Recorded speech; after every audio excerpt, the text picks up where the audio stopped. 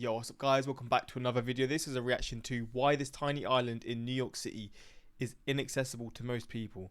I have no idea what this island is, I've never heard of it before, and I don't really know what to think of it. I don't know, I think in the thumbnail, in the thumbnail, can I go back and see? Island of the Dead, so is it like a graveyard? I don't really know. I mean, Island of the Dead, I assume it probably is, but we're going to have to see. I have never heard of this place before. I don't know where it's located in New York, if it's near the main area or if it's sort of just out in its own sort of area, which would probably make more sense. But we're going to check this out and see and learn a bit about this. I guess there's probably some history to it as well because it must have been there for quite a long time. But yeah, we're going to check this place out and learn about it. And yeah, links also in the description to my Patreon where you can see reactions to movies, TV series, Forrest Gump reactions, more reactions to come. The Office reaction yesterday, fourth episode that I've reacted to of The Office. Loved it. And yeah, if you want to see me react to something that I haven't reacted to on there yet, you can suggest it through my Patreon.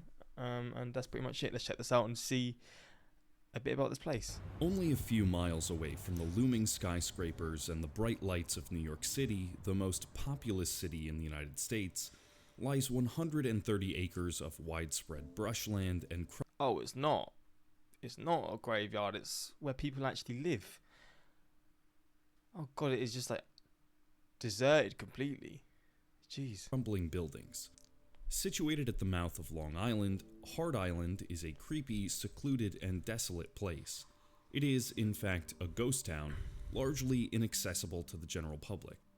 In its dark history of more than 300 years, the island has played host to prisoners of war, famine victims, epidemics, pandemics, hospitals, a mental asylum, a homeless shelter, a jail, and over 1 million unnamed, unmarked dead bodies. Jeez. This obscure part of the city was recently thrown into infamy once again when it was reported that the island is being used for the mass burial of coronavirus victims. Strangely enough, it's not the first time Hard Island has been used for such a purpose. After the island was colonized and torn away from Native Americans who called the place their home, the private island was used as a hideaway home for the many wealthy families who owned it. The first public use of the island was as a training camp for the USCT, a regiment comprised mostly of African American soldiers in 1864. A year later, the island became a prisoner of war camp for prisoners of the American Civil War. Almost 3,400 captured Confederate Army soldiers were crammed into the island's tiny enclosed area. Of these, 235 died in the camp in just 4 months. In 1868, New York City purchased 45 acres of the island for $75,000 and officially turned the land area into a public graveyard. It was decided that the unclaimed and unidentifiable dead bodies in the city would be brought here and buried. The body of a 24-year-old woman named Louisa Van Slyke was the first to call it home, and so began the island's tenure as the Island of the Dead. Jesus Christ, it's got a very dark history. It's not even like it's recently turned bad. It's just been pretty much bad the whole time it's been in use since it was colonized. Soon, the Potter's Field on Hard Island replaced the existing facilities in Manhattan. While one part of Hard Island was dealing with the rejected dead of the city, the other parts were embracing the living deemed unfit for society. What? During the 1870 yellow fever epidemic, the island was the site of a quarantine station. All ships arriving in New York from infected places were required to be isolated on the island before passengers and crew could go ashore. Those who showed symptoms of the disease were treated at a makeshift hospital on the island, and those who died were buried into the public graveyard. In 1885, the island became Not even that long ago. That's quite recent. home to a poorly managed mental asylum for women, and around the same time a ward for tuberculosis patients was built. Tuberculosis was one of the most deadly and feared diseases at the time, so its patients were kept away from society. After a group of 4 patients escaped from the ward, the Supreme Court found the hospital unsuitable for use. In the late 19th century, Hard Island became the location of a boys' workhouse and reformatory, as well as a prison for elderly men. The reformatory caretakers were notoriously cruel. A 1915 investigation found guards dished out inhumane punishments like isolation and sleep deprivation and forced boys to beat each other. In 1918, the Spanish flu pandemic killed more than 20,000 New Yorkers, and the island was once again loaded with the dead. This island is just seeming like it's going to be cursed to the biggest degree. I mean, it's had to go through all these different events, and it's all been negative things. God damn, I can sort of see why it's been completely abandoned. And suffering. In 1924, however, it saw a glimpse of hope, a possible break from grief and sadness.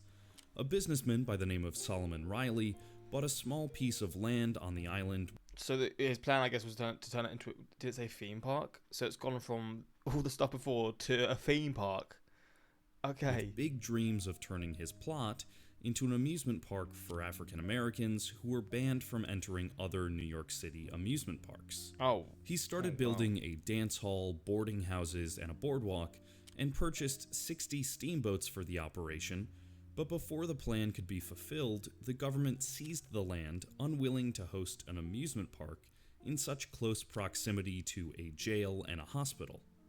After World War II, the island was reopened as a prison. A homeless shelter was also constructed on the island and holding around 2,000 unhoused people. Once this shelter was closed, the island became home to a rehab center for alcoholics. The island has also been home to other prisons and a drug rehabilitation center. One after another, Hart Island continued to be used for various purposes, but one thing that stuck with the island permanently was its cemetery, and it continued to grow over time.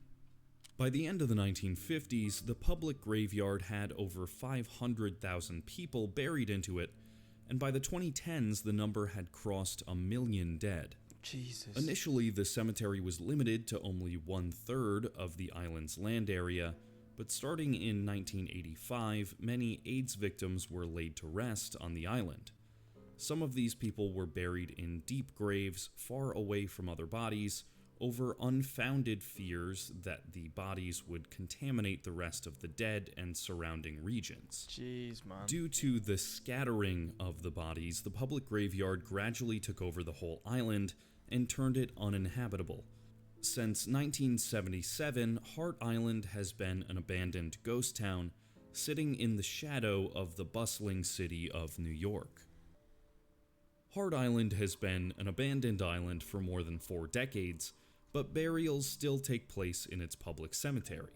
An estimated 1,500 people are buried here every year, which makes it the largest tax-funded cemetery in all of the US and possibly the largest in the whole world.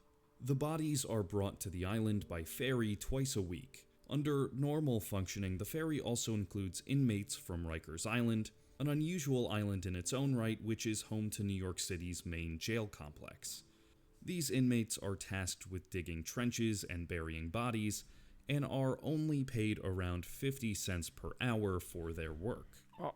Those who were buried on Hart 50 cents? Bloody hell. Island are typically sent to the site for one of 3 reasons: because they are unidentifiable, because their family can't afford any other burial, or because the family has chosen the island to be their final resting place. Approximately half the bodies on Hart Island are of children under 5 years old. Oh, A my small days. number of them are medical cadavers. The bodies are buried in trenches 3 feet underground in groups of 3s. They are stacked one on top of each other in cheap, lightweight pine coffins. Each trench can accommodate around 150 coffins. Babies are buried in groups of 100, with 5 coffins buried on top of the other. These babies' coffins are no bigger than a shoebox. Jesus, man. These shallow graves can sometimes present grim and grisly scenes. This job must have been awful. Flipping hell. Sometimes erosion can uncover some of the remains, exposing bones by bringing them to the surface of the soil. Oh, is this the island? Fuck. This is the darkest place on... It's probably got to be one of the darkest places in the US, to be honest. Largely due to this reason and the fear of contamination, Hart Island had been notoriously inaccessible to the general public for the most part of its history. Even family members of those buried were generally forbidden from visiting the graves until 2015. Jesus. This was particularly depressing for the families who didn't even know that their people were buried on the island until it was too late.